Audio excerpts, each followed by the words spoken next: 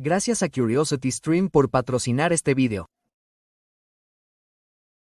Existen muchos métodos analíticos diferentes que los ingenieros pueden utilizar para resolver problemas de mecánica estructural, ya sea para calcular la deflexión de una viga o las tensiones en una placa plana. Pero a menudo nos encontramos con problemas que no se pueden resolver de esta manera, normalmente, porque la geometría, las cargas o los materiales son demasiado complejos. El método de elementos finitos es una potente técnica numérica que utiliza la potencia computacional para calcular soluciones aproximadas a este tipo de problemas. Se utiliza ampliamente en las principales industrias de ingeniería. Podría utilizarse para comprobar que los componentes de un satélite sobrevivirán a las condiciones de lanzamiento, por ejemplo, o para optimizar el diseño de componentes de automoción, como el brazo de control inferior de este sistema de suspensión de un coche. El software de análisis de elementos finitos puede utilizarse para analizar una amplia gama de problemas de mecánica de sólidos, incluidos los análisis estáticos, dinámicos, de pandeo y modales. Pero también puede utilizarse para problemas de flujo de fluidos, transferencia de calor y electromagnéticos. En esta introducción al método de elementos finitos, nos centraremos en cómo se aplica al análisis de tensiones elásticas lineales estáticas. Imaginemos que queremos analizar los soportes que soportan esta unidad de aire acondicionado. El objetivo de un análisis de tensión estática sería normalmente calcular las tensiones, deformaciones y desplazamientos dentro del soporte. Estas incógnitas se denominan variables de campo. Las tensiones internas se desarrollan dentro de un cuerpo de tal manera que mantienen el equilibrio sobre cualquier volumen del cuerpo. Por lo tanto, podemos aplicar el concepto de equilibrio para calcular las variables de campo. Esto es fácil de hacer para una viga simple. Podemos usar el equilibrio para calcular el momento flector y la fuerza cortante a lo largo de ella, y a partir de ahí calculamos las tensiones normales y cortantes en la viga.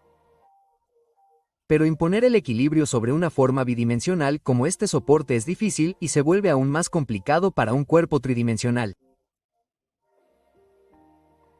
El método de elementos finitos aborda este problema dividiendo el cuerpo en una serie de elementos pequeños que se conectan entre sí en nodos. Este proceso se denomina discretización y el conjunto de nodos y elementos se denomina malla. La discretización es útil porque ahora el requisito de equilibrio solo debe satisfacerse sobre una cantidad finita de elementos discretos en lugar de hacerlo de forma continua sobre todo el cuerpo. Se pueden utilizar varias formas de elementos diferentes. Hemos utilizado elementos de superficie triangulares para modelar este soporte. Los elementos de superficie son elementos bidimensionales que se suelen utilizar para modelar superficies delgadas. Pueden ser triangulares o cuadriláteros.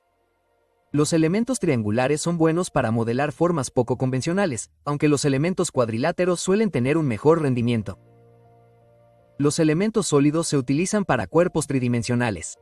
Y luego tenemos los elementos de línea. La elección del elemento adecuado para el modelo dependerá del escenario específico que se esté analizando y requiere cierta experiencia. En el caso de nuestro soporte, podríamos haber utilizado elementos sólidos o incluso elementos de línea, según lo mucho que quisiéramos simplificar el problema. Incluso para elementos de la misma forma, hay cientos de tipos diferentes para elegir, cada uno con formulaciones diferentes e introduce distintos niveles de aproximación. Un elemento de línea puede ser una barra, por ejemplo, que solo soporta cargas axiales o una viga que puede soportar cargas axiales, deflexión, cortante y torsión.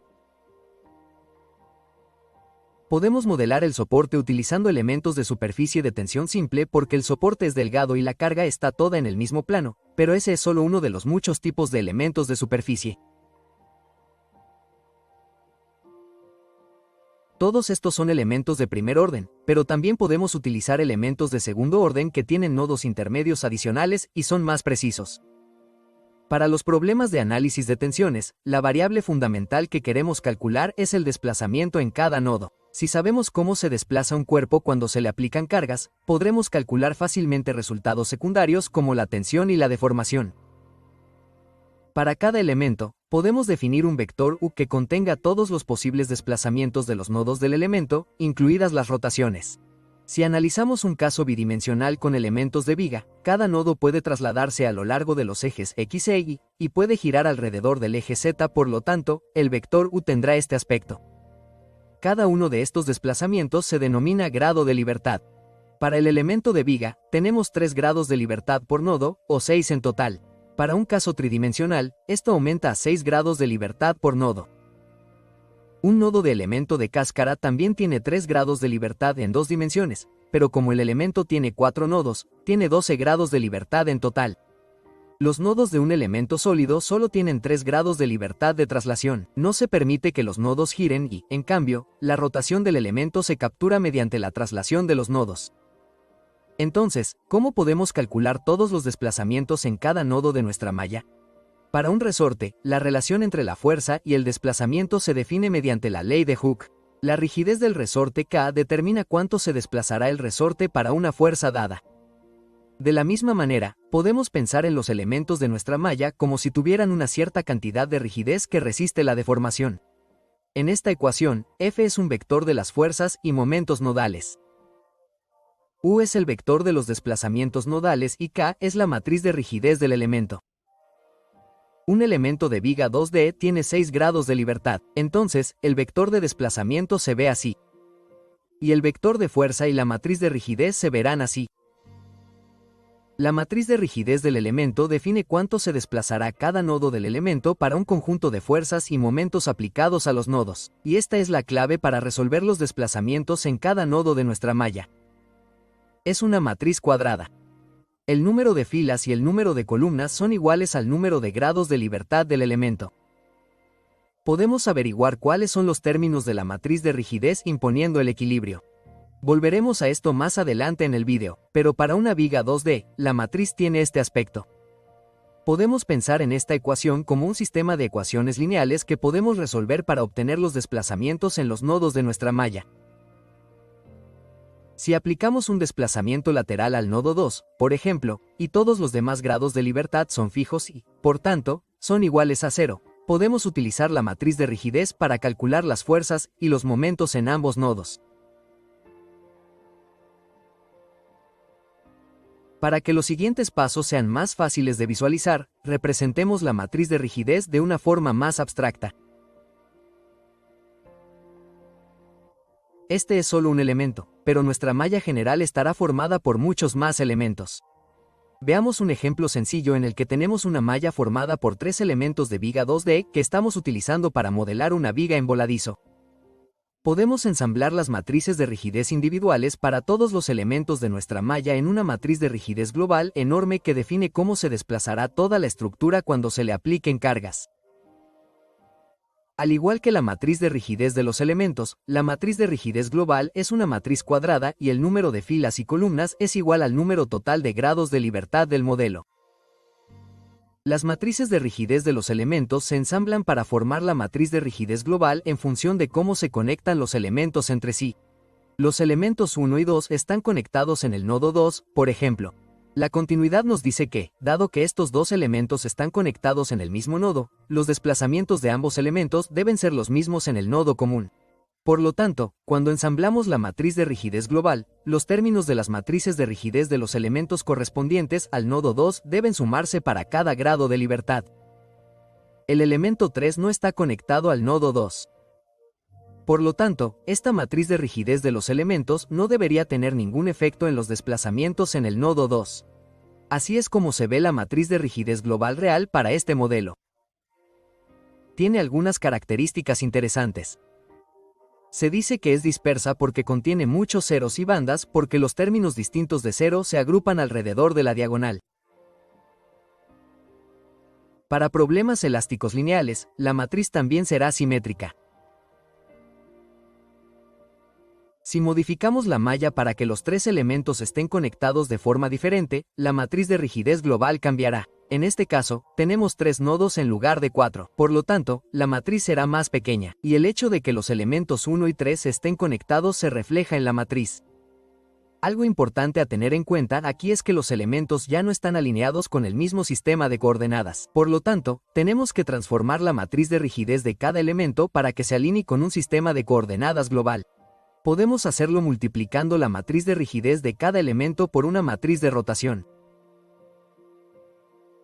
Ahora que hemos ensamblado la matriz de rigidez global, necesitamos resolver esta ecuación para obtener los desplazamientos en cada uno de los nodos.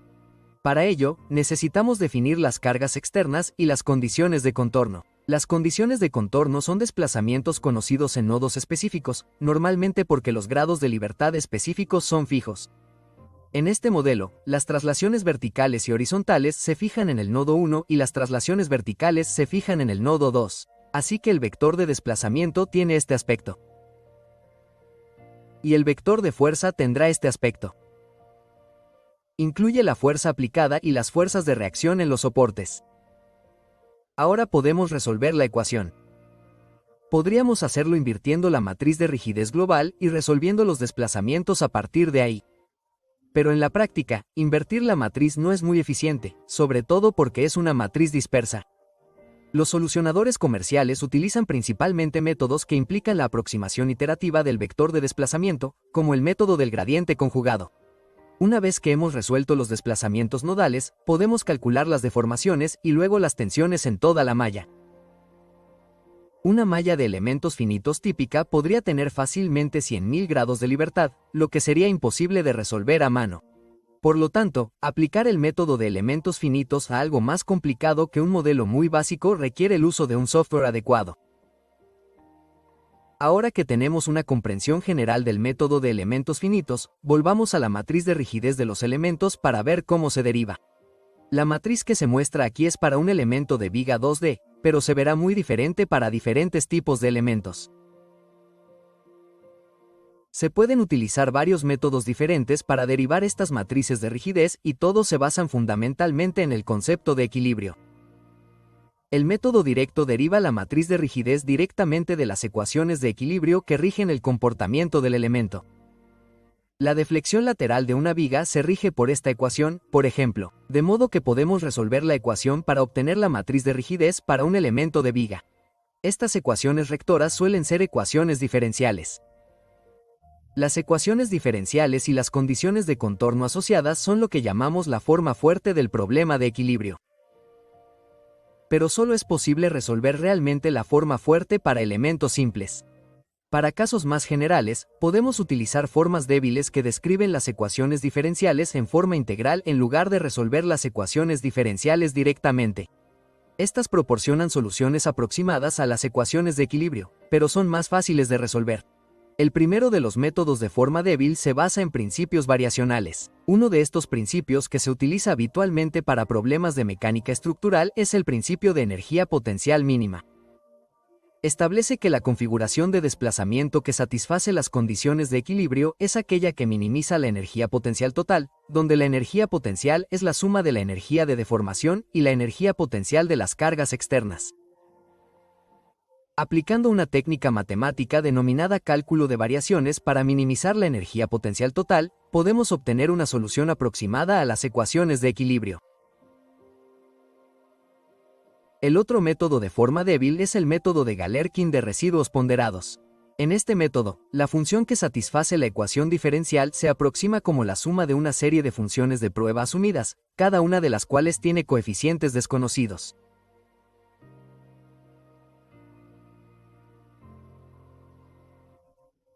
Esta solución aproximada se sustituye en la ecuación diferencial y se obtiene una ecuación para el error denominada residuo.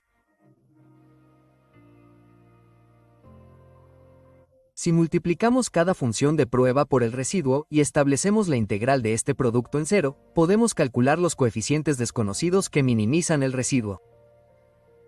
Esto nos da una solución aproximada a la ecuación diferencial. Este es un enfoque de aplicación más amplia que el principio de energía potencial mínima, pero para los problemas de análisis de tensiones, ambos métodos dan el mismo resultado. Independientemente del método que utilicemos, acabaremos con una matriz de rigidez para nuestro elemento. Pero para aplicar estos métodos, necesitamos poder describir cómo varían los desplazamientos y otras variables de campo dentro del elemento en lugar de solo en los nodos del elemento. Para superar este problema, un elemento debe tener una función definida que calcule los valores dentro del elemento mediante la interpolación de los valores en los nodos.